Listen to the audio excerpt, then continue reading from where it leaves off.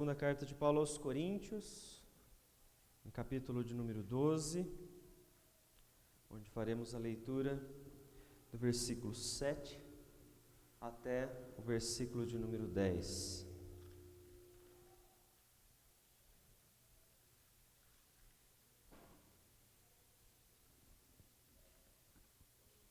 Segunda carta de Paulo aos Coríntios, capítulo de número 12.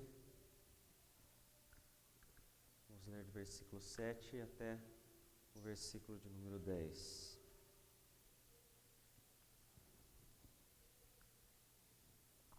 Que diz o seguinte, a palavra do Senhor.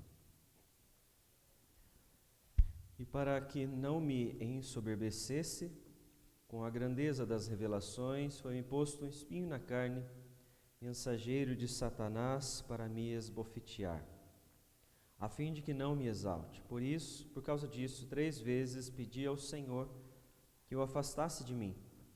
Então ele me disse: a minha graça te basta, porque o poder se aperfeiçoa na fraqueza. De boa vontade, pois, mais me gloriarei nas fraquezas, para que sobre mim repouse o poder de Cristo. Pelo que sinto prazer nas fraquezas, nas injúrias, nas necessidades, nas perseguições, nas angústias, por amor de Cristo, porque quando sou fraco, então é que sou forte. Vamos orar mais uma vez? Querido Deus, em nome de Jesus, nós agradecemos ao Senhor a oportunidade que o Senhor nos concede de virmos à Tua casa. O Senhor nos concede, ó Pai, o privilégio de estarmos diante da Tua palavra para ouvirmos o Senhor falar aos nossos corações, ó Pai.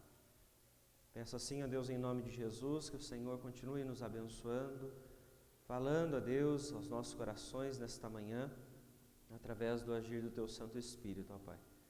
Ilumina as nossas mentes, abre os nossos corações, para nós podermos assim, a Deus, ouvir a Tua palavra e assim, a Deus, colocarmos em prática todos os momentos de nossas vidas, Pai. No nome de Cristo Jesus, que nós oramos e desde já agradecemos ao Senhor. Amém, Senhor Deus. Irmãos, quando nós pensamos então na questão da batalha espiritual, que é o tema que nós estamos tratando ao longo de todo esse trimestre, nós falamos em batalha, nós falamos em vitórias e falamos em derrotas. Quando você imagina um campo de batalha, você facilmente então você observa que existem essas duas possibilidades. Mas quando nós falamos em vitória, principalmente para quando as pessoas estão inseridas neste movimento da batalha espiritual, vitória significa a ausência de problemas, a ausência de dificuldades. Porém, nós vamos precisar ver pela palavra se esta é a realidade que Deus permite. Se vitória sempre então será a ausência do problema. Será que o problema em todas as vezes, aquilo que nós achamos que não é positivo, será que todas as vezes ele vai precisar ser retirado das nossas vidas? A palavra vai nos responder então em relação a isso. Se isso então acontece, é Deus quem permite esse tipo de ação por parte do inimigo sobre nós? Deus permite que ao cristão ele seja humilhado por Satanás? Será que existe essa possibilidade? Será que então nós vemos a batalha espiritual de um olhar totalmente distorcido? Se é Deus quem permite, se existe essa possibilidade, então talvez nem todos os momentos sejam ruins, até mesmo sobre a ação de Satanás. Vamos olhar que a palavra nos diz sobre isso. E também vamos olhar não só este texto de Paulo aos Coríntios como base, mas um outro onde vamos responder sobre a questão do trabalho missionário. Será que existe a possibilidade então de Satanás atrapalhar o trabalho missionário das igrejas? A expansão do reino de Deus? Vamos observar então que Paulo enfrentou batalhas. Paulo teve então que travar batalhas e reagir a essas circunstâncias. E uma delas é esta que está aqui na carta aos Coríntios, porque Paulo enfrentou a situação de que muitos queriam retirar a sua autoridade na igreja de Corinto. Ele então batalha ao longo do seu discurso para mostrar àquelas pessoas que ele estava sendo enviado por Deus para pregar a verdade do Evangelho, que muitos dos líderes, dos falsos mestres, tentavam se levantar para então desconstruir toda essa autoridade, toda essa imagem que o apóstolo Paulo então havia recebido da parte do Senhor. Por isso, no capítulo de número 12, você pode observar comigo, do versículo 1 até o versículo 6, começa uma situação onde ele expõe para esta igreja de Corinto. Eu vou ler do versículo 1 ao 6 para os irmãos poderem compreender com clareza. Ele diz assim: se é necessário que me glorie, ainda que não me convém, passarei as visões e revelações do Senhor. Conheço um homem em Cristo que há 14 anos foi arrebatado até ao terceiro céu, se no corpo ou fora do corpo, não sei, Deus o sabe. E sei que o tal homem, se no corpo ou fora do corpo, não sei, Deus o sabe, foi arrebatado ao paraíso e ouviu palavras inefáveis, as quais não é lícito ao homem referir.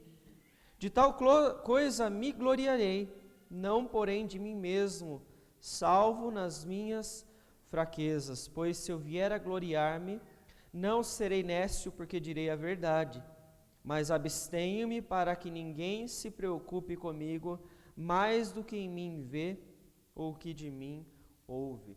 O apóstolo Paulo, então, ele começa a mostrar, a contar aquelas pessoas sobre situações que ele tinha vivido, que Deus havia mostrado para ele em visões, revelações particulares a ele, as quais ele está dizendo que ele poderia sim se gloriar nelas, porque ninguém mais tinha recebido essas revelações. Mas diferente dos falsos mestres, aqueles que estavam tentando denegrir a autoridade de Paulo para ele não pregar o evangelho verdadeiro, estes queriam então a autoridade para si, gloriar-se nos sinais e nas maravilhas que eles viam os apóstolos fazerem. Paulo não. O apóstolo Paulo, ele não quer se gloriar naquilo que está acontecendo na vida dele. Muito pelo contrário, a postura dele, como nós vemos ele já dizer no versículo de número 5, é então gloriar-se nas suas fraquezas e não naquilo que ele tinha de diferente dos demais, né? Que eram as visões, revelações e orientações diretas então da parte do Senhor. Para que isso então acontecesse, para que ele viesse a tirar esta conclusão de alguém estar se gloriando pelas suas fraquezas, ou seja, está se alegrando diante de Deus porque ele é fraco, ele precisou viver uma circunstância. E aí então que nós entramos no versículo de número 7, como nós vemos ele começando a dizer: e para que eu não me ensoberbecesse com a grandeza das revelações, ou seja, ele poderia, como ele diz no versículo 6, se gloriar daquilo, porque ele recebeu aquela visão. Mas para que ele não viesse então a sentir orgulho desta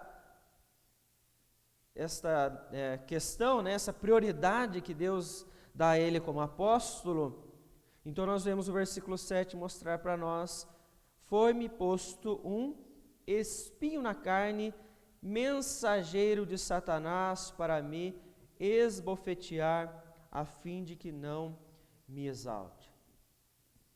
O apóstolo Paulo, então, ele responde para nós, neste momento, sobre o que muitas pessoas, em meio ao movimento da batalha espiritual, elas não conseguem até aceitar que Deus é aquele que pode permitir a ação de Satanás sobre a vida dos crentes. Muitas vezes até humilhando essas pessoas. Mas quando isso acontece com um propósito muito claro. Veja que Paulo está falando aqui então de um espinho na carne. Nós não podemos usar então esta expressão para interpretar de maneira literal, tá? De que era realmente um espinho que estava ali na sua carne. Não, era um problema. Alguns dizem que poderia ser problemas internos, lutas que ele tinha. Outras, na maior parte, então, trazem para a questão da sua saúde física, talvez até um problema com a sua visão. Mas nós não sabemos o que o texto o que é, porque o texto não traz para nós com clareza, ele diz apenas um espinho. Isso abre margem para nós aplicarmos aos espinhos na carne, aos problemas, às dificuldades, às limitações que nós encontramos em nós, na nossa carne.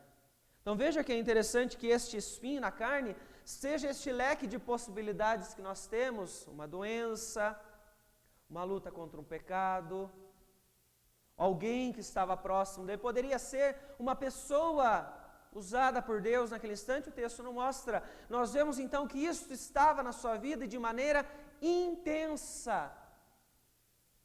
Mensageiro de Satanás, ou seja, isso estava acontecendo pela ação de Satanás em sua vida para o esbofetear. Então esta palavra, ela traz o significado de algo intenso, que estava acontecendo por várias vezes, como se alguém então levando a ele um impacto com uma dor, há um sofrimento nele em todos os momentos, com um objetivo.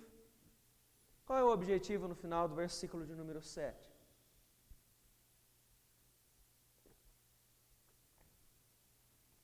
Para que ele não se exalte. Ele tinha recebido as visões, como nós vimos do versículo 1 ao versículo 6, onde ele fala que ele poderia se gloriar até, ou seja, ele poderia contar às pessoas o que ele tinha recebido da parte de Deus, e ele não estaria sendo nécio, ou seja, ele estaria falando a verdade, porque realmente aconteceu, mas Deus então trata o seu coração, a sua vida, enviando um espinho na carne, enviando uma dificuldade, para que ele então não se exaltasse.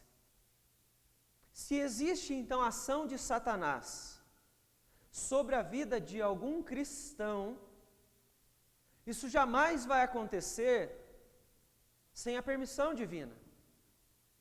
Se existe ação, e aqui eu não estou dizendo que todo espinho na carne, que toda doença, que toda batalha é ação de um mensageiro de Satanás, não necessariamente. Mas se existe, é com a permissão de Deus e com um propósito muito claro. E aqui nós vemos no caso do apóstolo Paulo, era para que ele então não se exaltasse. Essa questão da permissão, eu acredito que nós já colocamos aqui, quando mencionamos a história de Jó. Eu acho que já falamos aqui em outras lições sobre aquele cenário, onde nós vemos Deus permitindo Satanás agir sobre a vida de Jó, tirando a vida dos filhos, tirando as riquezas, tirando a sua saúde, mas não tirando a vida. Ou seja, a permissão de Deus com um propósito, que é o que acontece no capítulo 42 do livro de Jó. Aquele a quem eu conheci só de ouvir, agora eu posso ver, porque ele compreende com clareza quem é Deus. Paulo, então, neste momento, ele está recebendo a permissão de Deus para que ele, então, não se exalte. O movimento da batalha espiritual, ele diz para você que você não pode passar por sofrimento. Que a partir do momento que você se converte, a partir do momento que você passa a frequentar a igreja, que você serve a Deus, o sofrimento não faz mais parte. E se chega o sofrimento, isso é ação diabólica sobre você, não da parte de Deus. Quando nós afirmamos isso, estamos retirando toda a soberania de Deus de toda a história, de tudo aquilo que acontece. Se acontece, é porque então Deus permitiu. Nós podemos dizer então que as tentações são permissão de Deus, mas que a tentação destrói o infame, mas fortifica o regenerado. As tentações, elas vão levar o crente, o cristão verdadeiro, a se fortalecer cada vez mais. Então ela não tem o objetivo de destruir a sua vida. As tentações, a permissão de Deus daquelas circunstâncias, elas não têm então o objetivo principal de que o cristão seja destruído e se afaste de Deus. Alguém pode ler para nós o texto de Deuteronômio, capítulo 8, versículo 2, por favor?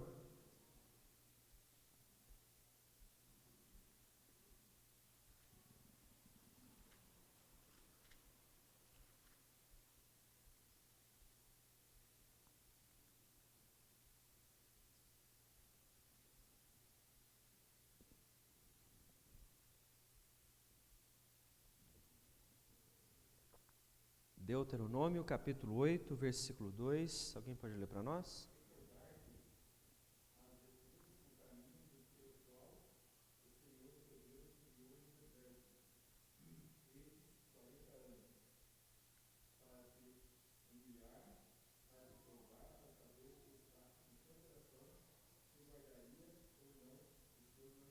Olha só que interessante. Então eles passaram, Israel passou então pelo deserto.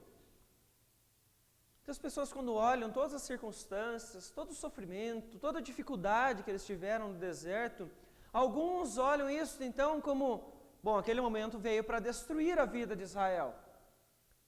Deus não estava no controle, se houve sofrimento, se houve opressão sobre Israel, foi a ação de Satanás para destruir totalmente eles. Mas veja que antes disso, tem a permissão de Deus para humilhar, para provar, para saber o que é que estava no coração de Israel, se eles seriam fiéis a Deus ou não.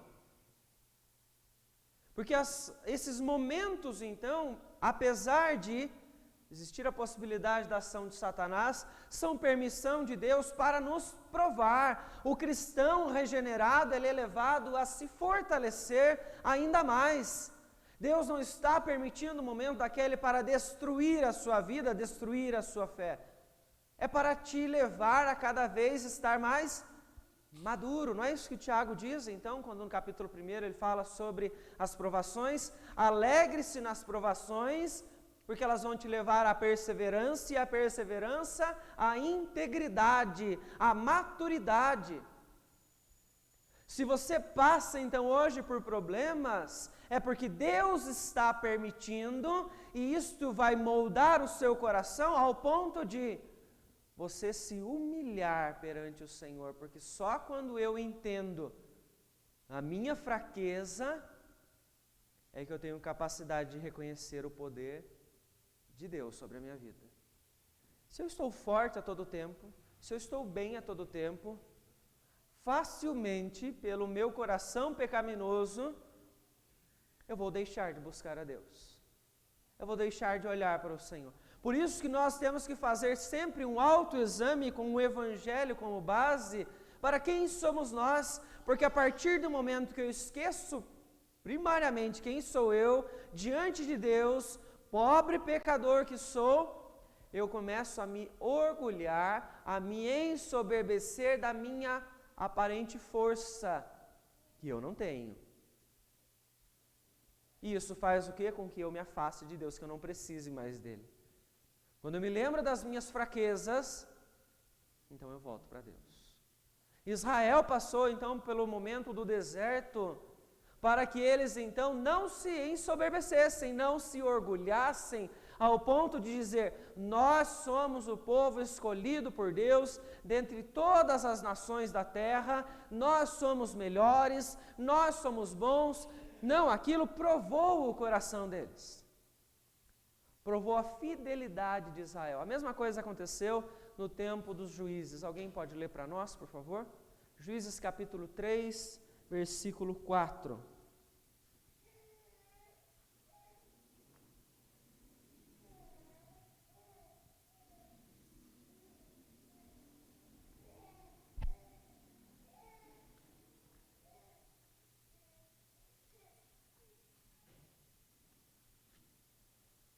Juízes capítulo 3, versículo 4. Alguém lê para nós?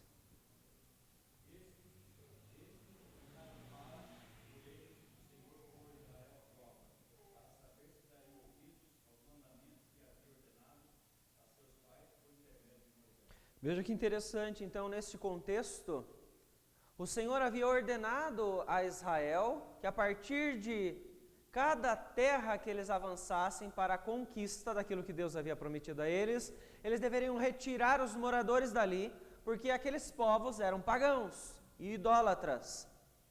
A partir do momento em que eles não retiraram todos, Deus permitiu que alguns daqueles povos permanecessem ali com a sua idolatria para colocar Israel à prova.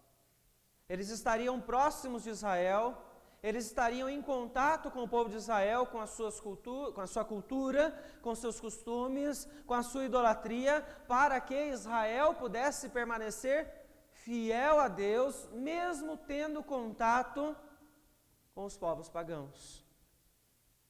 E nós vemos então, até na continuação do próprio texto, versículo de número 6, logo então eles demonstram infidelidade a Deus, porque eles passaram a tomar as mulheres desses outros povos como suas. A fidelidade deles foi provada naquele instante e eles não obedeceram a Deus. Deus não permitiu a presença daqueles outros povos para destruir Israel. Não, é por cuidado a Israel, para que eles se fortalecessem mais. Então o que é que nós vemos? Que quando há a ação de Satanás, ou quando há algum sofrimento em nossa vida, isso é permissão de Deus, não para a nossa destruição, mas para o nosso fortalecimento. Porque aos regenerados, eles se fortalecem. Agora aqueles que são ímpios, estes sim, eles vão se afastar de Deus. Estes sim não vão encontrar então a base para o seu próprio refúgio, para então o seu fortalecimento, que é no Senhor, porque eles não creem em Deus. Então vai ser uma divisão, um divisor de águas. Aqueles que creem permanecerão em Deus, serão fortalecidos, serão conduzidos à maturidade. Os demais se afastarão de Deus. Nós lembramos então, como sempre mencionamos este texto, acredito que todos o saibam, Romanos capítulo 8, versículo 28, todas as coisas cooperam para o bem daqueles que amam a Deus. Todas as coisas, inclusive o sofrimento. Inclusive o espinho na carne, mensageiro de Satanás, estava ali sendo usado para esbofetear, ou seja, para trazer uma dor, trazer um sofrimento a Paulo, para que ele não se orgulhasse. Então isso levou ele à humilhação, a não a uma postura de orgulho, mas a uma postura de humildade. Alguém gostaria de comentar alguma questão sobre até este instante, sobre esta ação de Satanás na vida do cristão?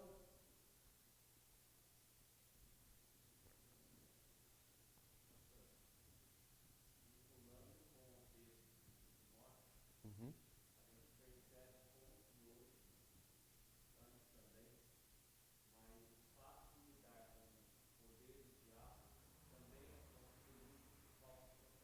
Sim.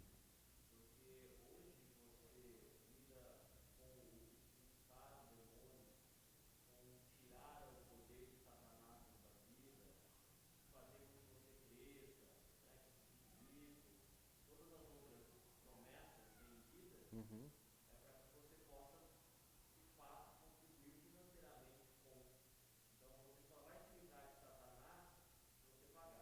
Sim.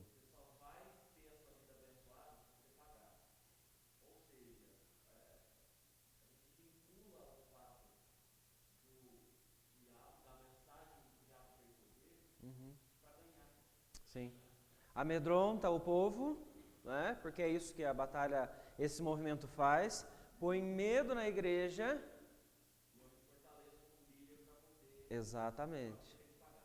O líder cresce cada vez mais, que a igreja se submete à pressão que ele faz, porque ele não pega a palavra e as pessoas estão se afastando disso. Mais uma vez, usando o texto de Timóteo, né?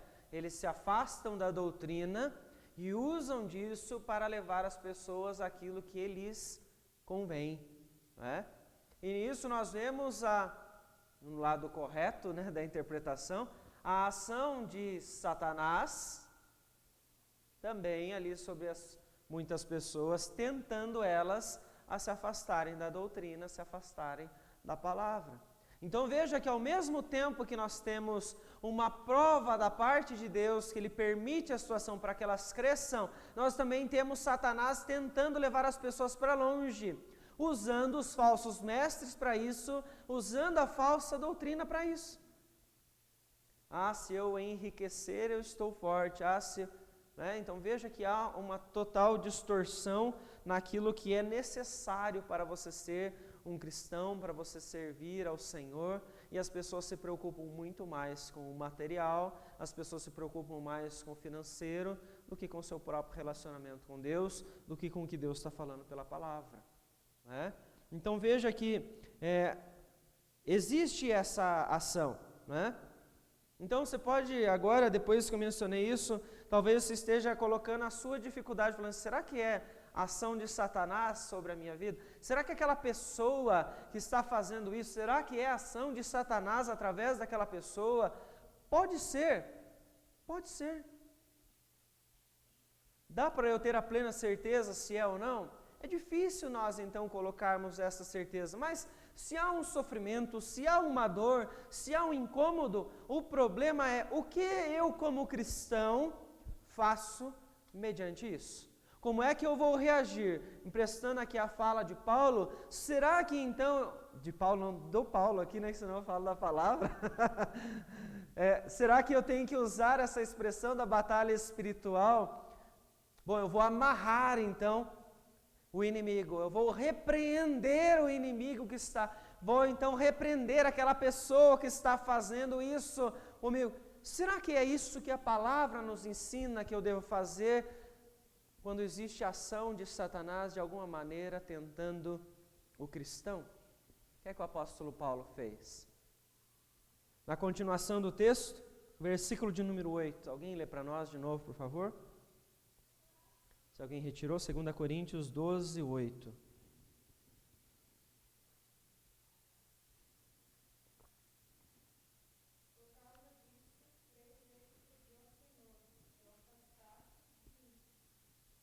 O que ele fez então? Pediu a Deus. A reação do cristão diante do sofrimento é orar. E não sair por aí repreendendo a ação de Satanás como o movimento ensina. Porque não é isso que a palavra nos diz. Paulo, não só neste momento, mas em vários outros nas suas cartas, ele demonstra que ele confia na soberania de Deus. É Deus quem está permitindo essa situação e é Deus o único que pode livrar ele desta dificuldade. Então ele pede. Quantas vezes ele pede? 3 vezes. Ele insiste, porque aquele problema estava persistindo sobre ele, estava trazendo uma dor, um sofrimento para ele muito grande, que ele pede por várias vezes ao Senhor. Então veja que ele não esmorece na sua oração, ele é persistente na sua oração. Veja que interessante o que o texto está mostrando, que o orgulho dele está sendo tratado através da humilhação pela parte de Satanás, que o leva a ser humilde. Porque é isso que a oração diz sobre nós. Eu oro porque eu me humilho perante aquele que está no controle da minha vida. Mais uma vez, né, nós estamos batendo no tema da oração, falamos na quarta-feira, estamos falando no domingo à noite também, porque isso é essencial para o cristão. Esta postura não de orgulho, de que eu sou forte sozinho, que eu posso fazer tudo, que eu já tenho confiança no meu dinheiro, confiança na minha saúde, confiança nos meus bens. Não, o cristão, ele passa por humilhações e sofrimentos para que ele volte-se a Deus em oração e dependa do Senhor em todos os momentos. Quantas vezes nós, como cristãos, já deixamos de orar porque não estávamos no deserto, mas estávamos no palácio, como Davi passou por vários momentos. Quando passamos pelo deserto, aí o que acontece? Aí eu oro mais, aí eu busco mais, porque eu lembro que eu sou fraco, e eu lembro que eu preciso de Deus para eu me fortalecer, eu preciso da graça de Deus sobre a minha vida. Então, seja a ação de Satanás, com permissão de Deus, ou um sofrimento, até mesmo consequência de pecados, com permissão de Deus, a reação do cristão sempre deverá ser voltar para Deus. orar, demonstrar então dependência. Não é? E como é que Deus respondeu a Paulo naquele instante? Versículo de número 9. Qual foi a resposta de Paulo? Foi aquela que ele esperava?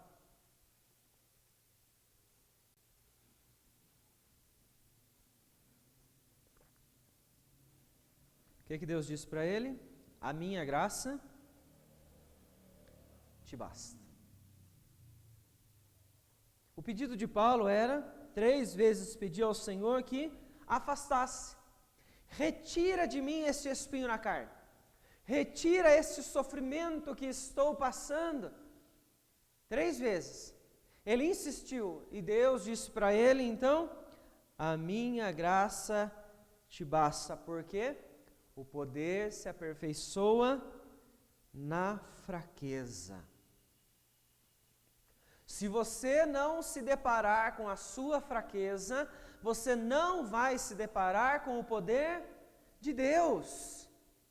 É só quando nós então nos deparamos com as fraquezas e limitações, é que nós vemos o poder de Deus sobre nós, nos levantando, nos dando força para continuar, nos dando a restauração da saúde em muitos momentos, retirando o problema em outros, ou permitindo então que aquela situação ela permaneça. Lembra que eu falei no começo então que nós, quando falamos de batalha espiritual, falamos de vitória e falamos de derrota. A visão da maior parte das pessoas quando está pedindo a Deus é: Senhor, tira, afasta de mim então este cálice, retira de mim este espinho na carne. Mas elas não complementam a oração de Cristo Jesus. Mas que seja feita a tua vontade. As pessoas geralmente elas pedem: Deus, faça o que eu estou pedindo, tira de mim. E quando Deus responde não para nós, como é que nós reagimos?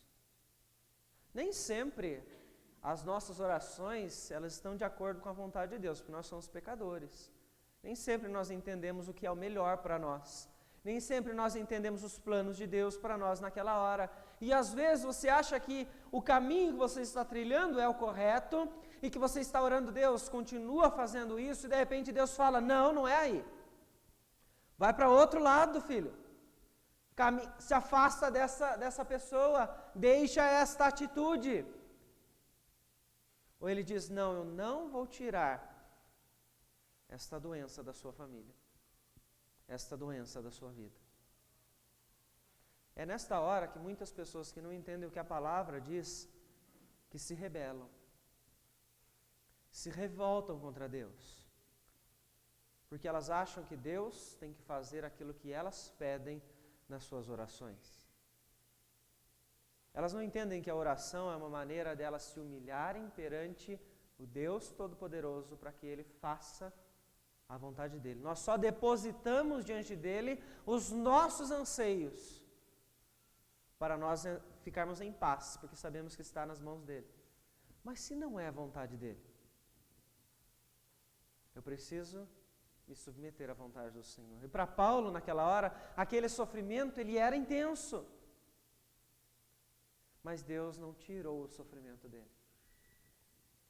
Isso não quer dizer que você não possa pedir para Deus tirar o sofrimento, para Deus curar uma doença, para Deus te livrar de alguma situação difícil, não é isso.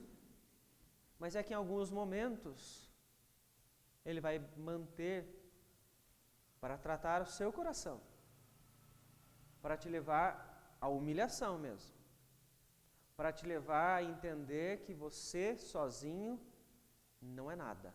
Você depende da graça e do poder de Deus sobre a sua vida. Talvez seja difícil nós ouvirmos isso, porque nós queremos o discurso daqueles que são do movimento da batalha espiritual. Nós queremos o discurso de que eu sou filho do rei, de que eu não tenho problema nenhum, que quando eu virar cristão eu não vou ter mais sofrimento. Eu não quero, lógico, ninguém quer sofrimento, mas não é esta a verdade.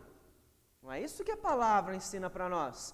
E então nós temos que nos voltar para a doutrina correta, para eu não ser enganado por qualquer vento de doutrina que passe perto de mim, porque as pessoas que estão nesses lugares, aos poucos Deus está abrindo os seus olhos para retirar elas do meio desses falsos ensinos, porque é uma ilusão.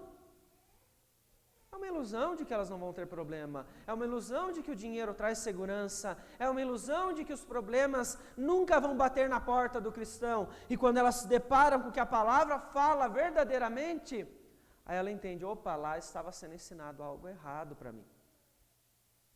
Porque às vezes as pessoas não buscam a Deus para que Deus faça a sua vontade sobre nós, mas que Deus me dá este carro, Deus me faz assim, Deus me dá condição igual fulano, Deus me dá saúde igual aquele outro, mas Deus pode dizer não, e aí então quando Ele diz não, eu entendo que esta era a vontade dEle sobre mim. Esta é a oração de Cristo, né? Passa de mim este cálice, mas que seja feita a tua vontade. Alguém quer comentar alguma questão sobre isso? Reação do cristão e a resposta de Deus às nossas orações?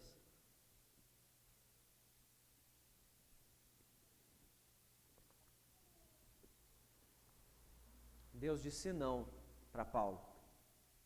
Ele se rebela, mas que ele reage. Versículo de número 10, então ele diz para nós que ele se alegra nisso.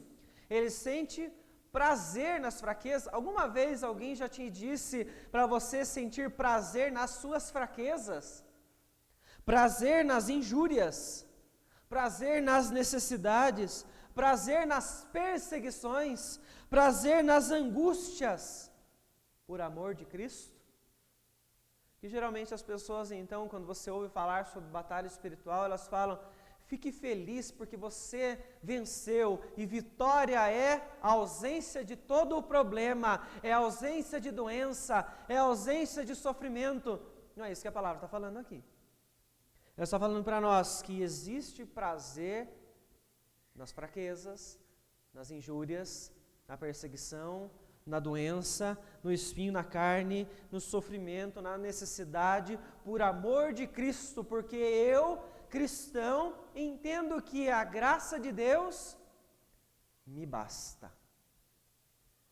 É o que eu preciso na minha vida, é da graça de Deus que me conduz até o Senhor, que abre o caminho para que eu volte a Deus e eu encontre refúgio, eu encontre promessas, eu encontre esperança, eu encontre segurança, mesmo durante as doenças e as dificuldades. Então Paulo, ao invés de murmurar, ao invés de se revoltar, se rebelar contra Deus, sair da igreja e não servir mais ao Senhor, se entregar ao pecado de uma vez, o que é que ele faz?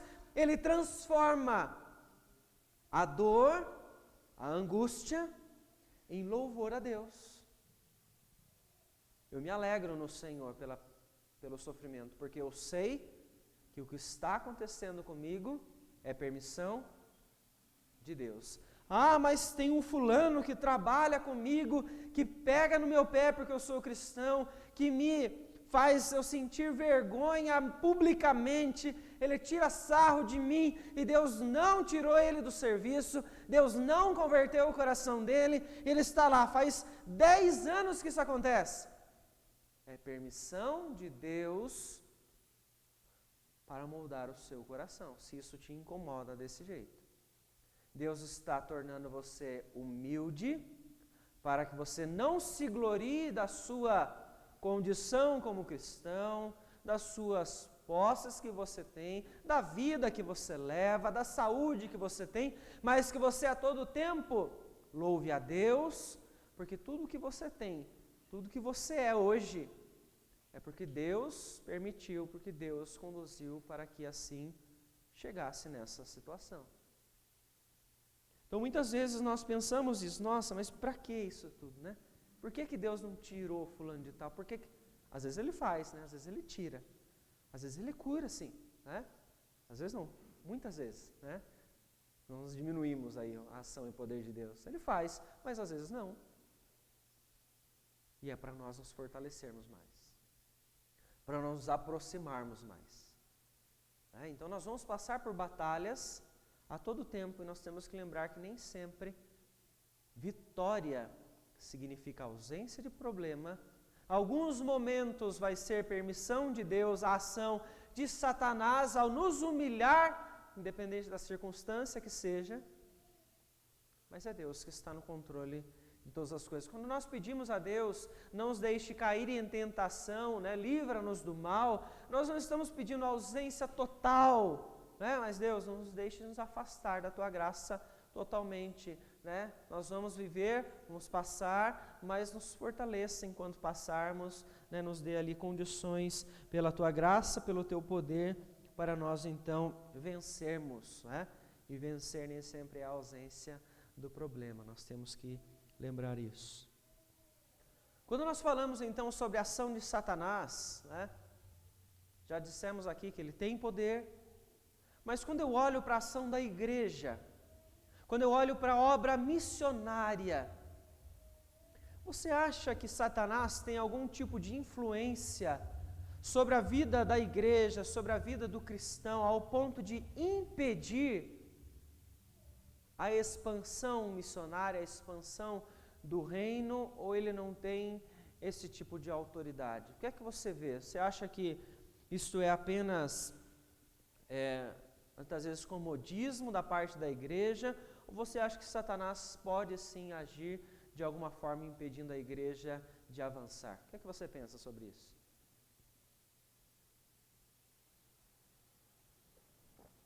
Já pensou alguma vez sobre isso? Talvez alguma atividade da igreja não aconteceu porque Satanás impediu? Existe essa possibilidade ou não? O que é que os irmãos pensam? Eles que acham que sim, Satanás pode impedir? Levante uma de suas mãos, só para eu saber. 1, 3. Quem acha que não? Não também? Está na dúvida. Sim e não. Quer colocar o porquê, Paulo, do sim e não? Certo. Uhum.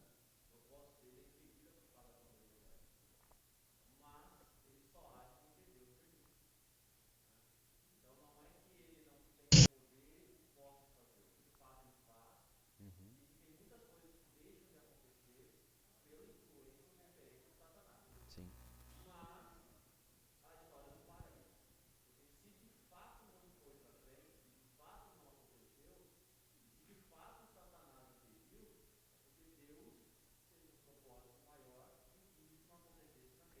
Não era controle dele, Não era controle de Satanás, a autoridade de Satanás acima de Deus, que é o que muitas vezes as pessoas dessa linha elas acabam colocando, Satanás e Deus com mesmo poder, mesma força. Não, Satanás é criatura, está submisso a Deus. Então nós podemos dizer que é sim e não. Então quem disse sim e não, não tem problema, Mas vamos olhar um texto onde Paulo passou por isso, o apóstolo Paulo, na primeira carta de Paulo aos Tessalonicenses, no capítulo de número 2, vamos ler do versículo 17 até o versículo de número 20, para nós entendermos então o que aconteceu com ele naquele instante.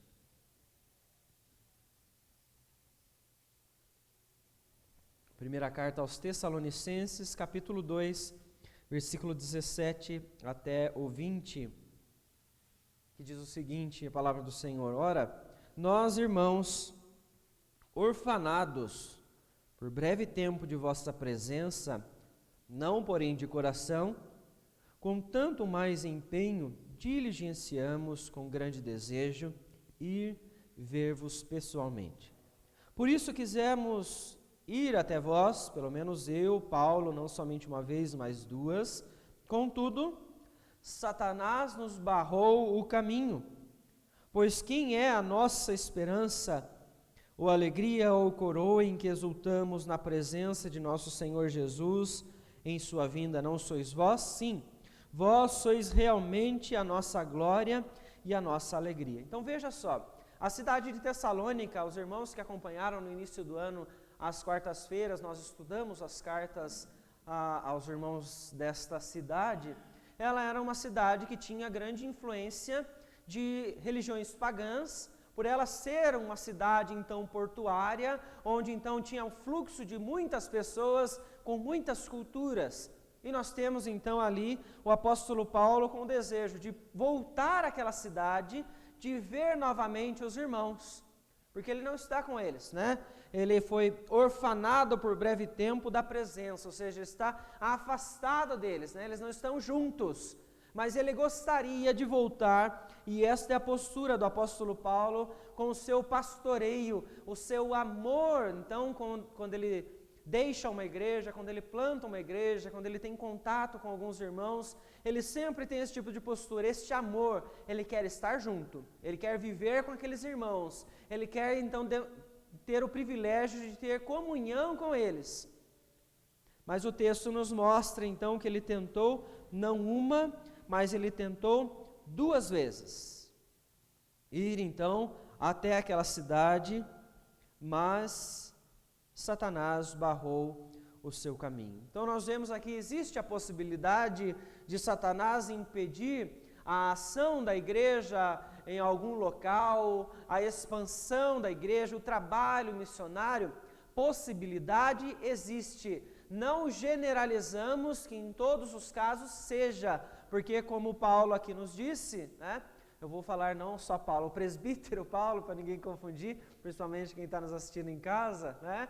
Ele mencionou para nós que quando nós vemos então o inimigo agir é porque Deus o permitiu. Se isso acontece, é porque Deus então está permitindo que ele assim o faça. Pode acontecer? Pode acontecer. A igreja tentar pregar o evangelho em um determinado local e de repente o grupo de trabalhadores diminuiu de repente. Pode ser, por um lado, o comodismo da igreja de não querer se envolver, pode ser, como pode ser então permissão de Deus trazendo um espinho na carne destes trabalhadores, destes missionários, para que eles não avancem, porque o texto não traz para nós o que é que Satanás fez. Ele simplesmente diz que barrou.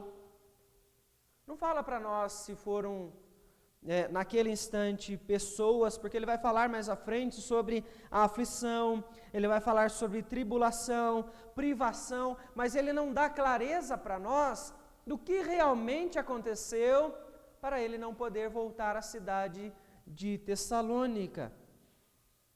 Até porque ele não vai, mas no versículo de número 2 do capítulo 3, mostra para nós que Timóteo vai. Ele consegue enviar Timóteo, mas ele não consegue ir até aquela cidade. Então veja, ele apenas foi impedido de voltar até lá. Deus então não está querendo que ele naquele instante volte para aquela cidade. Deus tinha outros propósitos, não só na vida dele, mas também na vida de Timóteo, porque Timóteo vai e volta para contar então para ele o que estava acontecendo, como era a vida dos tessalonicenses naquele instante. Veja o versículo 6 do capítulo 3. Agora, porém, com o regresso de Timóteo, vindo do vosso meio, trazendo-nos boas notícias da vossa fé e do vosso amor, e ainda de que sempre guardais grata lembrança de nós, desejando muito ver-nos, com aliás, também nós, a vós outros, sim, irmãos, por isso fomos consolados acerca de vós.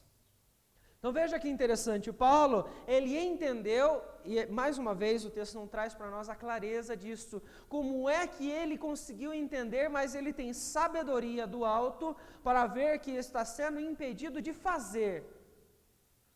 Não é que a igreja de Tessalônica deveria fechar, não é que ninguém deveria cuidar deles, não é que ninguém deveria ir até lá, ele não foi, ele não deveria ir, porque Satanás o barrou e com a permissão de Deus, mas Timóteo poderia ir, Timóteo vai, Timóteo volta, traz notícias, isso consola o coração de Paulo naquele instante. Então veja que interessante, por mais que nós entendamos a possibilidade da ação de Satanás sobre a vida do cristão, humilhando, ou sobre a vida da igreja no geral, no seu trabalho, ou de missionários no seu trabalho, na expansão de todo o reino. Por mais que exista essa possibilidade, em nenhum momento nós retiramos a soberania de Deus, e isso leva a nós, como o apóstolo Paulo fez, a agir com sabedoria, porque ele não se desespera naquela hora, ele não fica intimidado, ele se submete àquela permissão de Deus, ele diz, tudo bem, eu não vou nesse momento, mas eu vou tentar enviar outro. Se Timóteo não fosse, pela postura que ele está tendo aqui, ele provavelmente viria com muita cautela tentar enviar outro, ou não enviar ninguém, tentar em outro momento ver como é que eles estavam. Veja então que ele age com cautela, ele age com mansidão, ele age com sabedoria, porque ele sabe que a obra é de Deus, e que ele está ali como um servo para se submeter à autoridade de Deus e soberania sobre tudo o que está acontecendo. Geralmente a postura das pessoas, ela é então outra, né? Vamos decretar a Satanás que saia deste bairro, né? Nós falamos aqui já sobre a ideia das pessoas do domínio territorial de Satanás, né? Ah, não, mas aquele bairro ali, ele é muito tomado pelas drogas, pela prostituição, pelo álcool, porque Satanás tem um domínio ali. Então nós temos que primeiro decretar que ele saia, amarrar Satanás, para que depois a igreja vá para aquele local. Não, Satanás não tem esse tipo de influência territorial, mas ele pode agir influenciando na vida das pessoas, principalmente aqueles que não são dele, elas estão sendo direcionadas por ele. Mas quando a igreja vai avançar para um local desse, se nós entrarmos neste ambiente, se nós então começarmos a pregar o evangelho, começarmos a ver a expansão do reino, é porque Deus permitiu. E se nós não entrarmos naquele momento, se não houver o resultado como nós almejávamos, é porque Deus não permitiu naquele instante, com algum propósito, para algum ensino para as nossas vidas. Nós temos hoje um trabalho que nós podemos enxergar como até missionário na Agrovila. Temos ali um grupo de irmãos, mas temos muitas pessoas que ainda precisam ouvir o evangelho. Por que aquela igreja ainda não se formou? Por que nós não temos 200 membros ali? Que pessoas no bairro têm. É porque Satanás está controlando aquele bairro, está domando aquela igreja? Ou é pela permissão de Deus, para um propósito de fortalecer, amadurecer e usar a sua igreja? Nós precisamos sempre agir com a sabedoria que vem do alto, como Paulo. Eu poderia então dizer, não vai mais crescer nunca aquele trabalho. Quanto tempo já está acontecendo? A Filadélfia chegou no número X de membros. Não vai mais crescer, por quê? Porque Satanás está impedindo, então não vamos nem tentar mais fazer. Ação de Deus, permissão de Deus e nossa submissão àquilo que Ele está fazendo. Nós vamos planejando, nós vamos pregando, nós vamos vendo o que é que Deus está fazendo naquele momento, para nós então continuarmos a obra dEle, a expansão dEle, da maneira como Ele deseja, no tempo dEle e no tamanho, né, territorial, seja, podemos olhar assim, até onde, né, Deus quer então que a igreja vá naquele instante. É tudo então submissão a Deus. Nós vemos então que esta ação com sabedoria, ela deve vir da nossa parte. E mais importante ainda, irmãos, nós que entendemos a verdade da palavra, não podemos deixar então que os outros nos convençam do que estão ensinando por aí. Nós temos que começar a ensinar as pessoas com a mesma intensidade que eles trazem para nós o ensino deles. O que nós fazemos é deixamos eles falarem, deixamos que se espalhe a doutrina deles, e a verdade, como nós olhamos na palavra, nós nos calamos e nós não ensinamos ninguém. Temos que expandir as pessoas aquilo que a palavra, né? Levar até quanto maior número de pessoas aquilo que a palavra está então nos ensinando. Alguém gostaria de comentar mais alguma questão sobre este assunto, desta batalha do crente contra Satanás, desta permissão de Deus, desta ação do próprio Satanás sobre a vida da igreja ou sobre a vida de alguém pessoalmente? Alguém mais quer trazer algum comentário? Algum irmão ficou com alguma dúvida sobre este assunto? Nós vemos então o apóstolo Paulo nos mostrar, esta humilhação que eu, como cristão, tenho que ter diante de Deus. Então essa é a primeira coisa que nós aprendemos com Paulo: humilhar-se. Humilhe-se diante de Deus todos os dias, reconhecendo a sua graça, reconhecendo o seu poder, porque sozinhos nós não somos capazes de fazer nada, somente com a ação de Deus sobre nós é que nós poderemos viver, fazer isto ou aquilo, se Ele então quiser sobre as nossas vidas. Então nós precisamos entender que a tribulação é permissão de Deus. Então nós temos que orar mais, como Paulo fazia em todos os momentos. Orar mais. O apóstolo Paulo nos ensina esta postura. Orar pedindo a Deus sabedoria, orar pedindo a Deus que alivie as nossas dores, alivie as nossas tribulações, que cure sim doenças, porque Ele tem poder para fazer isso, que nos livre muitas vezes da ação de Satanás por meio dos incrédulos, mas lembrando sempre que Deus é soberano. Então não só ore, mas submeta-se à vontade de Deus, para que Ele então faça a sua vontade sobre a sua vida a todos os instantes. Isso vai te levar a uma disposição mental de tranquilidade, de paz em meio às dificuldades, porque você vai começar a entender que Deus está no controle. E ore pela igreja, ore pelo trabalho missionário, ore por aqueles que estão pregando o Evangelho para os seus vizinhos, pregando o Evangelho no seu trabalho, para que Deus abra as portas, Deus dê sabedoria, Deus dê autoridade e leve essas pessoas até aqueles a quem Ele quer que ouçam o Evangelho. E ore para que isso gere frutos, porque isso vai acontecer pelo poder, pela autoridade de Deus, através do seu Espírito na vida de cada uma dessas pessoas.